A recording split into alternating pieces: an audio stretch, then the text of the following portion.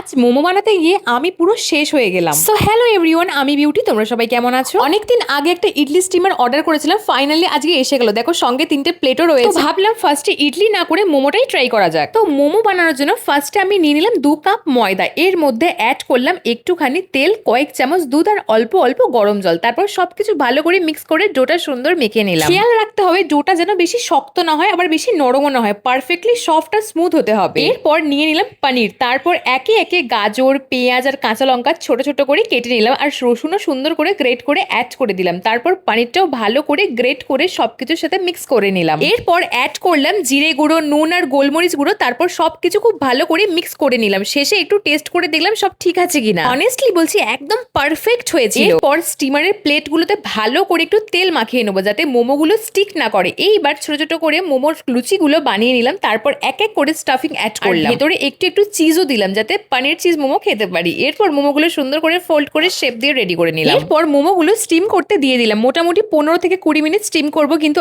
আমি তো বারবার খুলে দেখছিলাম কখন রেডি হবে। সত্যি বলতে আমি তো পুরো শেষ, এত টায়ার্ড লাগছিল, এত গরম হচ্ছিল, কিন্তু কি আর করা যাবে, খাওয়ার লোভে তো সবই করতে হবে। তো দেখো ফাইনালি মোমো কমপ্লিট। এই দেখো মোটামুটি 20টার মতো মোমো হয়েছে। সত্যি বলতে অনেক কষ্ট করেছি বানাতে, এইবারে শুধু খাওয়ার পালা। তো এইবার মোমোটা সসের সাথে ফার্স্ট বাইট দিলাম। সত্যি বলতে টেস্টটা ছিল একদমই অসাধারণ, ভিতরে চিজের ফ্লেভারটা দারুণ লাগছিল, একদম জুসি, সফট আর সুপার টেস্টি হয়েছিল। হনেস্টলি ফার্স্ট ট্রাই হিসেবে মোমোগুলো সত্যিই জমে গেছিল। তো তোমাদের এই ভিডিওটি ভালো লাগলে একটি লাইক কমেন্ট করে দিও, সাবস্ক্রাইব করে পাশে থেকো। দেখা হবে অন্য মিনি ব্লগে। টাটা।